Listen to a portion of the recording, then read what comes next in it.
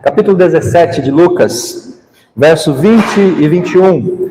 A nossa mensagem de hoje vai ser um pouco mais temática do que expositiva, em virtude do fato de nós estarmos praticamente começando, inaugurando o que podemos chamar de ano eclesiástico da igreja, nesse primeiro domingo de fevereiro. Já passaram aí as festividades, os dias especiais, agora nós entramos em rotina. Nessa semana, professores voltam para a escola, a rede pública, alguns já retornam à escola. Então nós engatamos aí uma primeira marcha, para a segunda, terceira, para o ano de 2026. É oportuno então nós começarmos esse primeiro domingo trazendo esta mensagem de que nós somos um sinal visível do reino de Deus. Nós como igreja temos cunhado esta missão. Terceira Igreja Batista aqui em Foz do Iguaçu, ou seja, nós somos um sinal visível do reino de Deus. Essa é a nossa missão como igreja, poder trazer o reino ao conhecimento daqueles que não conhecem.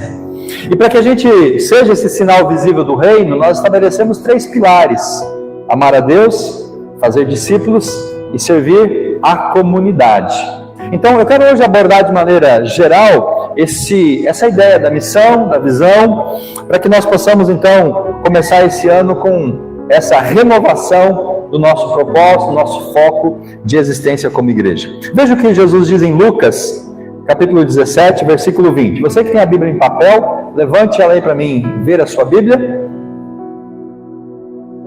Muito bem, você vai ganhar um presente no próximo domingo, se você trouxer a sua Bíblia impressa. Se você não tem a Bíblia impressa, eu tenho Bíblias aqui, eu vou dar uma para você em papel, se você não tiver uma Bíblia para você trazer, ou se você não tem uma Bíblia para ler, nós temos e vamos presentear você com uma Bíblia. Lucas 17, 20 e 21, meus amados. Diz assim o texto, Lucas, capítulo de número 17, verso 20 ao verso de número 21. Jesus chegando ali naquele contexto, conversando com pessoas, o texto diz que, indagado pelos fariseus sobre quando viria o reino de Deus, Jesus respondeu: o reino de Deus não vem com visível aparência, nem dirão, ele está aqui, ou lá está ele, porque o reino de Deus está entre vocês, ou em algumas traduções, dentro de vocês. Meus irmãos, eu quero fazer uma breve introdução sobre essa ideia do reino, especialmente o reino de Deus. Nós sabemos que existem várias formas divergentes e diferentes de governo. Existe o governo da ditadura, que é um governo que age pela força, na grande maioria a força militar, a força bélica, a força física, mas há também as repúblicas elas são governadas pela lei, então existe um ordenamento de leis onde rege, esse contexto.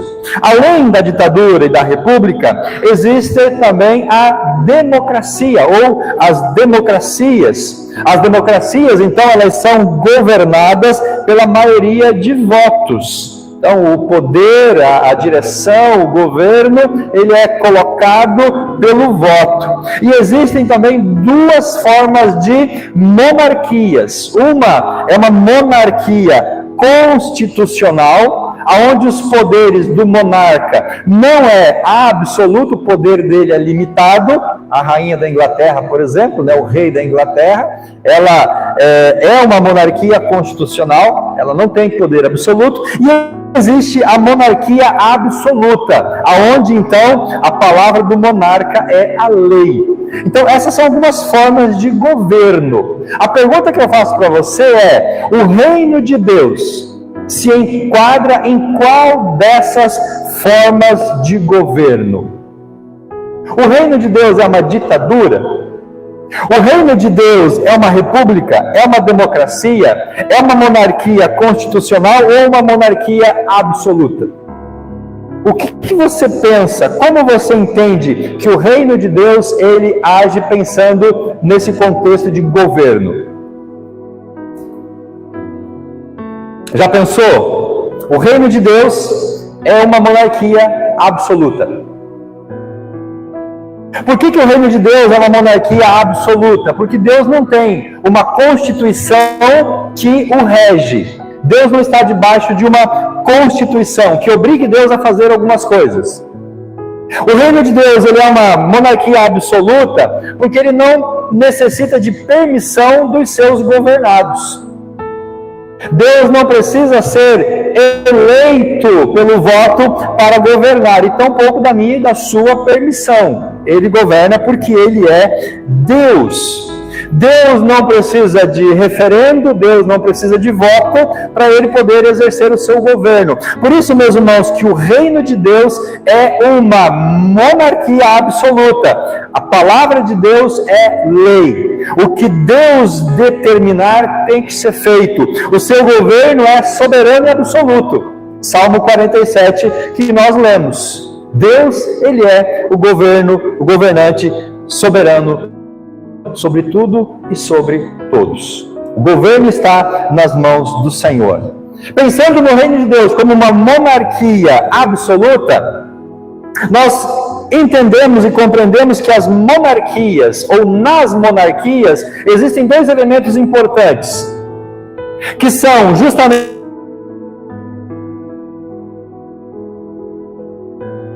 que não tem a honra e lealdade ao monarca, é uma monarquia que pode ruir. Então, dentro das monarquias, essa honra e essa lealdade para com o trono, ou quem está no trono, é vital.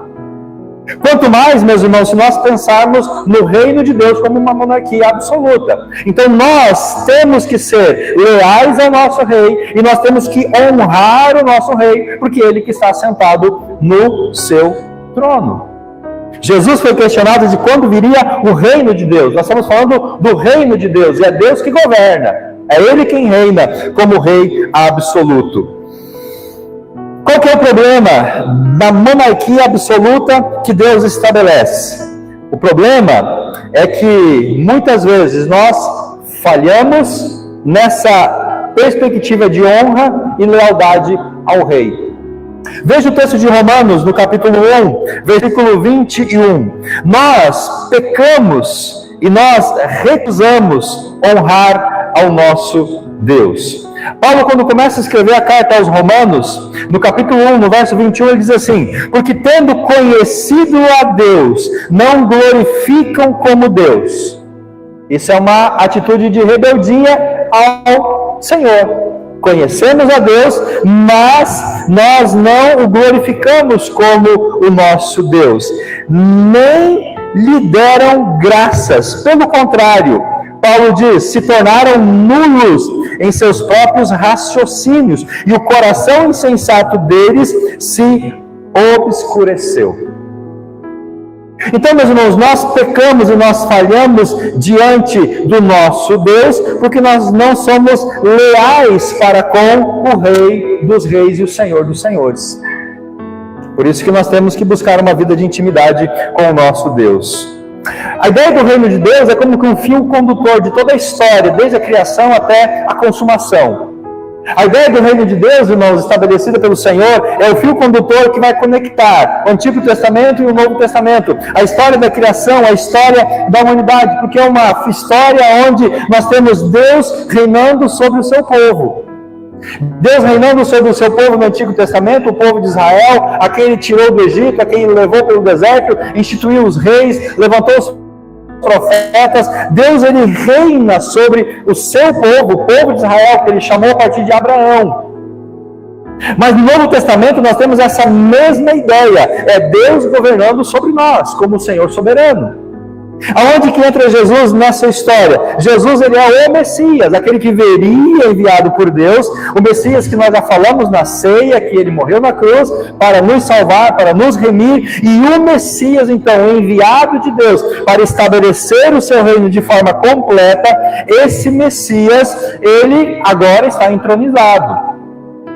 Ele morre, ele ressuscita, é glorificado e está entronizado. Então, é através do Messias, através de Jesus, que o reino soberano vai ser consumado sobre toda a terra e o universo. Quando nós lemos Mateus, o João Batista, ele diz que o reino de Deus está próximo. Abra sua Bíblia em Mateus comigo, capítulo de número 3. Veja o que João, ele diz sobre Jesus e o reino, porque o que João Batista está fazendo aqui em João capítulo 3? Anunciando o início do ministério de Jesus. Então, aquele que veio como Messias para estabelecer o reino de Deus na terra, agora vai começar o seu ministério. E João Batista, se referindo a Jesus, ele diz que o reino estava próximo, verso 2 do capítulo 3 de Mateus. Diz o verso 1, naqueles dias apareceu João Batista pregando no deserto da Judéia. E ele dizia, arrependam-se porque está próximo o reino de Deus. Então João, ele diz, meus irmãos, que o reino de Deus está se aproximando, está próximo. Aqui ele usa a expressão, o reino dos céus. E mais do que essa ideia de o reino estar próximo, João traz a ideia também de urgência nos tempos, ou no tempo do reino. Veja o verso 10 e o verso 12 desse mesmo capítulo, duas imagens aqui, verso 10, que traduzem a ideia de urgência de implementação do reino. O machado já está posto à raiz das árvores, portanto toda árvore que não produz fruto é cortada e lançada no fogo. E a outra imagem, no verso de número 12, João diz, ele tem a pá nas suas mãos, ele vai limpar a sua eira, vai recolher o seu trigo no celeiro, porém queimará a palha num fogo que nunca se apaga. Então, João Batista fala que o reino está próximo, ele traz a ideia de urgência através da imagem do machado e da sua pá. Jesus, que instaura o reino, ele tem como uma mensagem central em toda a pregação de Jesus, essa ideia do evangelho do reino. Então aqui João está dizendo, vem o Messias, ele vai começar a proclamar o reino de Deus, e Jesus nos entrega o evangelho do reino. E esse evangelho do reino, a sua mensagem, vai vir com poder, vai vir com autoridade. E Lucas, que nós lemos, o próprio Jesus dizendo, olha, o reino já está no meio de vocês, já está entre vocês. Só que o que Jesus fala sobre o reino? Ele não é visível, ele é invisível. Jesus, que trouxe a mensagem do evangelho do reino, no final do seu ministério, ele vai ordenar os discípulos, eu e você, a igreja, para quê? Para que nós sejamos testemunhas do seu reinado como rei absoluto. Então, Jesus, ele prega o reino, ele completa o reino, e ele diz, agora vocês têm que levar esta mensagem adiante. Anunciem a mensagem para todas as pessoas.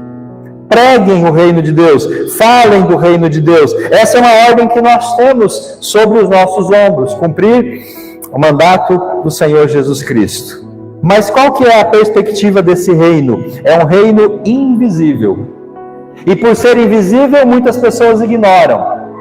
Por ser invisível, muitas pessoas não se submetem a esse reino. Por ser invisível, as pessoas não honram, não glorificam a esse reino e ao seu rei. Como Paulo ou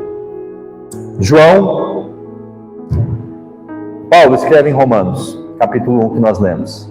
As pessoas conheceram a Deus, mas não glorificaram como Deus. Nós temos, irmãos, diante de nós essa grande responsabilidade, levar o reino de Deus para todas as pessoas. E aqui nós chegamos então no ponto central da nossa missão como Terceira Igreja Batista, que existimos para ser um sinal visível do reino. Ou seja, a tarefa da igreja é dar testemunho visível do reino invisível. Se o reino de Deus está entre nós ou dentro de nós, que já é a ação do próprio Senhor Jesus Cristo, então nós temos a tarefa de tornar esse reino visível, levar essa ideia do reino para as pessoas que ainda não conhecem. Por isso que nós temos cunhado como nossa missão ser o sinal visível. Como que as pessoas vão ver Jesus, o reino de Deus? Elas vão ver através de nós, da minha vida, da sua vida. Nós temos a tarefa de abrir os olhos dessas pessoas para que elas contemplem o reino do Senhor Jesus Cristo. A tarefa da igreja é dar testemunho visível do reino invisível. É uma grande responsabilidade nossa, meus irmãos. Jesus inaugurou o reino, ele já está entronizado no céu, mas é como se ele, como um rei, tivesse ainda poucos súditos. Como se ele tivesse poucos seguidores leais. Porque quando Jesus voltar no seu retorno, ele vai consumar então o seu reinado. Ele vai estabelecer plenamente o seu reinado. Nós vivemos aquele dilema do já e do ainda não. O reino já está entre nós, mas não está consumado. Nós já vivemos o reino, mas não na sua totalidade, na sua integridade. Nós servimos e vivemos para um rei que está entronizado, mas ele não consumou completamente a sua obra, porque isso vai acontecer na sua segunda vinda. E nós, como igreja, aguardamos esse retorno, que vai ser um retorno triunfal, quando então todos vão se dobrar ao Senhor Jesus Cristo. Como Paulo, agora sim Paulo diz em Efésios, todo joelho se dobrará e toda língua confessará. Irmãos, essa é a base da nossa missão como igreja batista, ser um sinal visível do reino.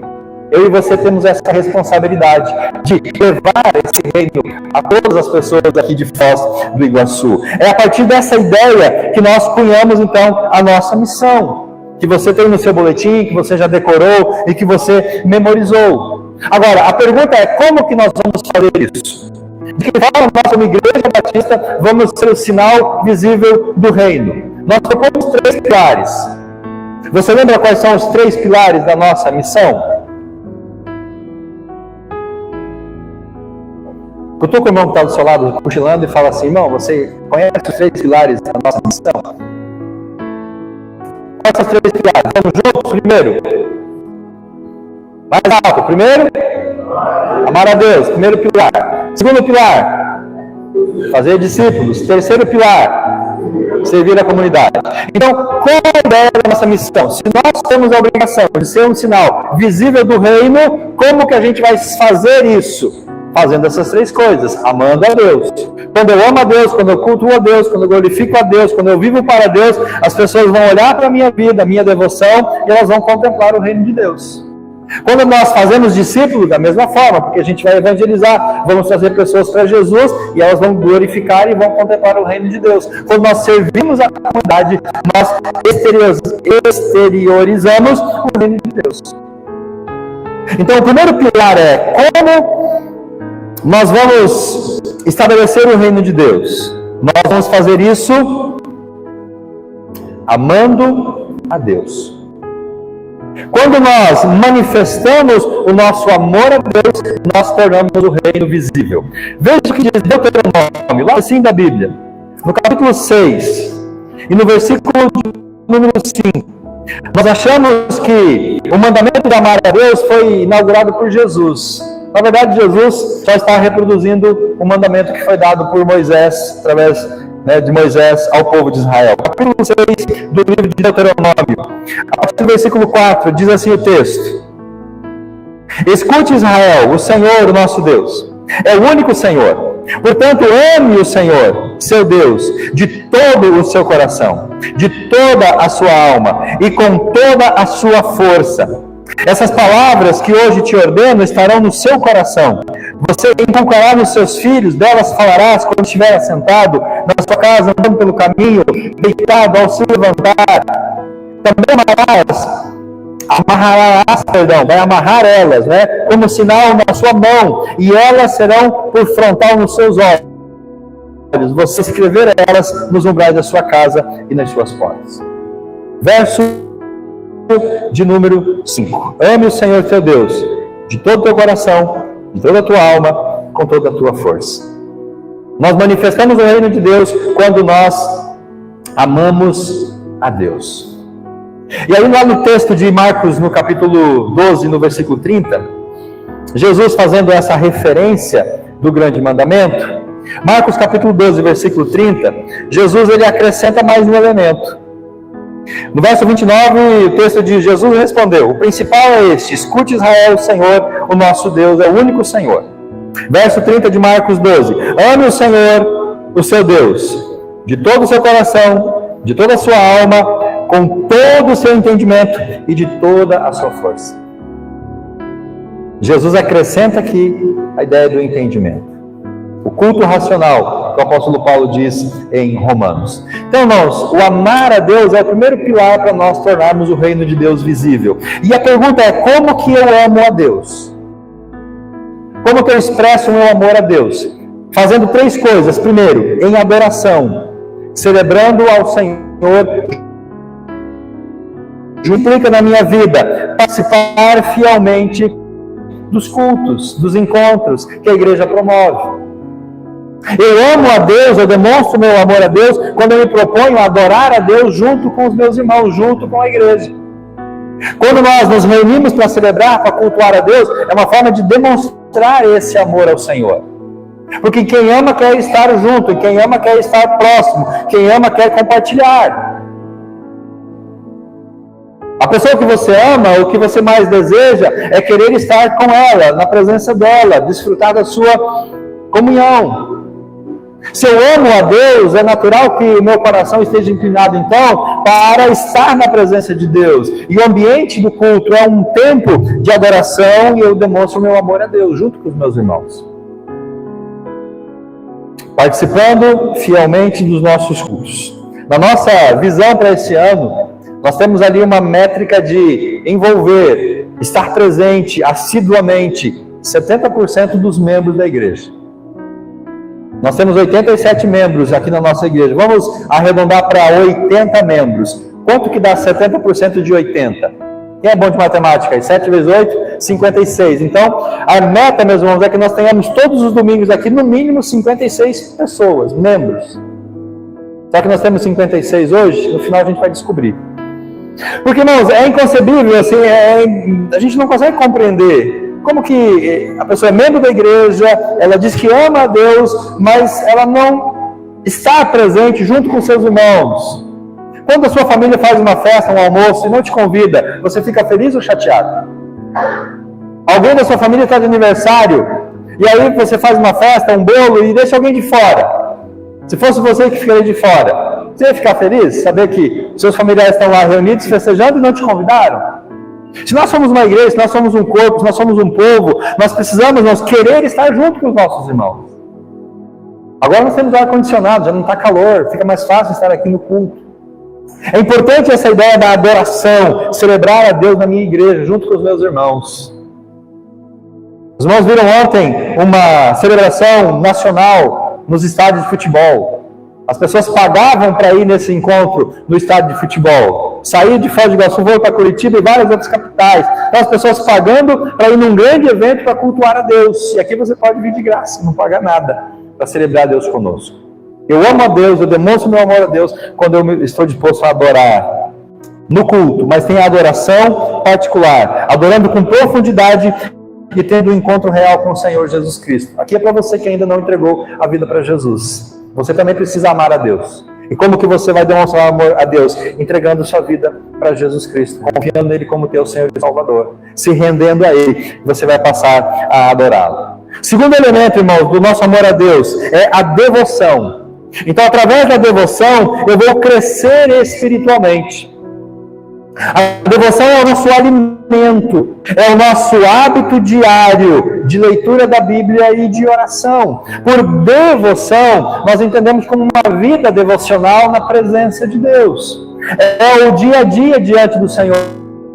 É a rotina que eu estabeleço, eu e Deus. É meu tempo devocional, é meu tempo da leitura da Bíblia, é meu tempo de oração, é o tempo que eu tenho com o Senhor.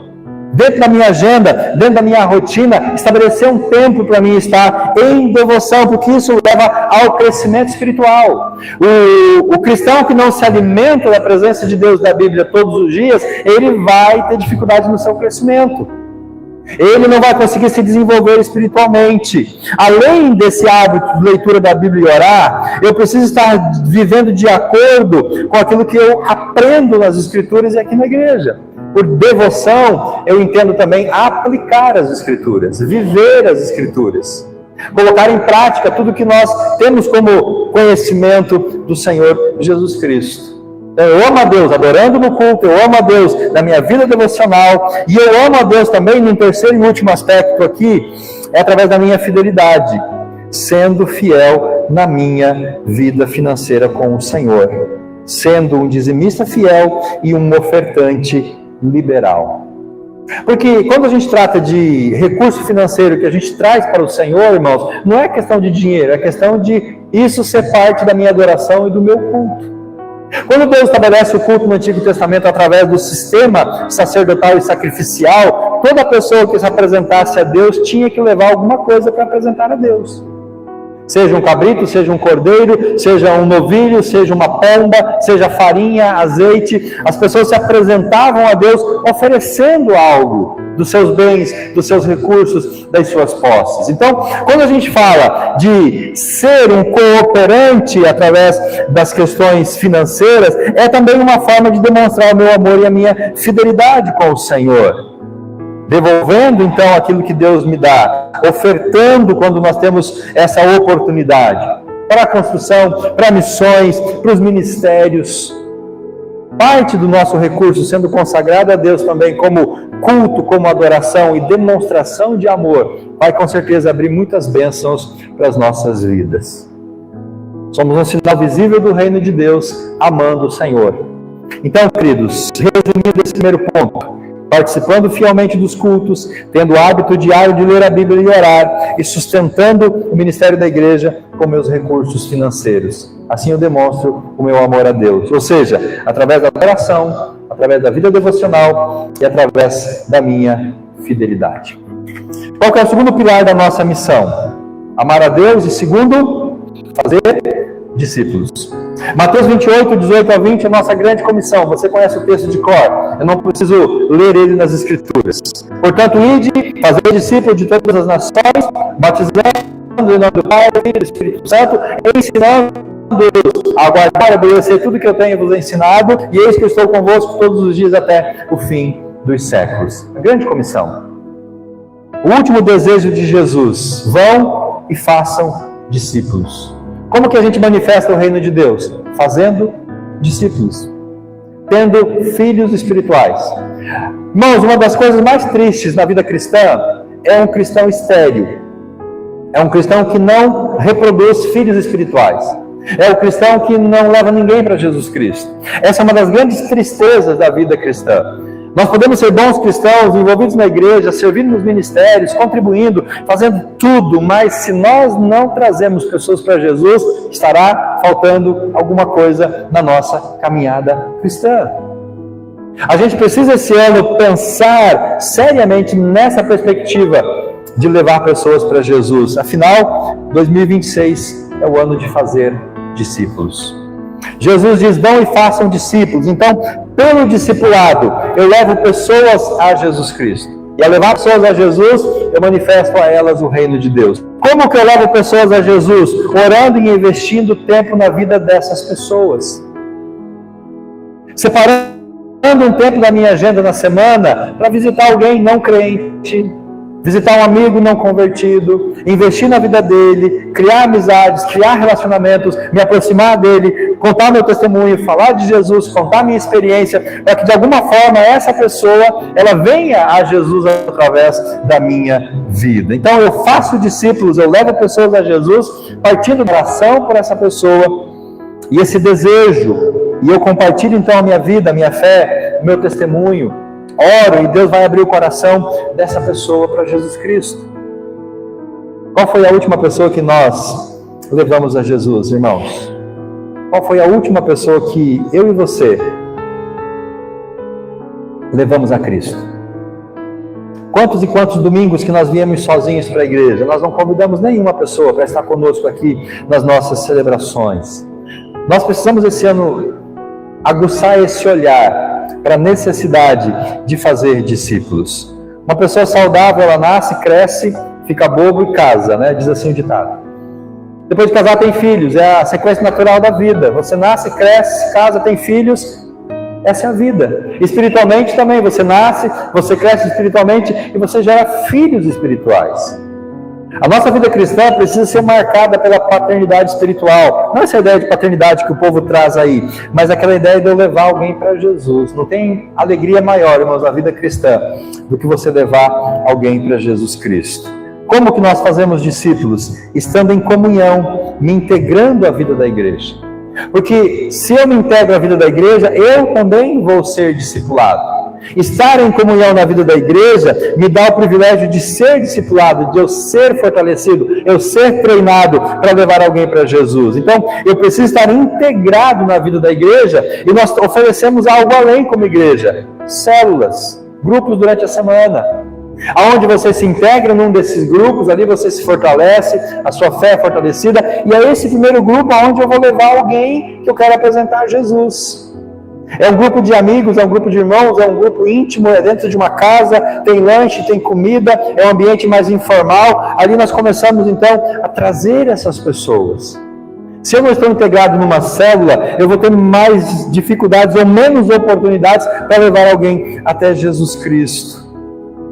Quando a gente está em comunhão com a igreja, a gente mantém essa comunhão, a gente fortalece os nossos relacionamentos, a gente aprofunda os nossos relacionamentos, e isso nos possibilita levar pessoas para Jesus Cristo.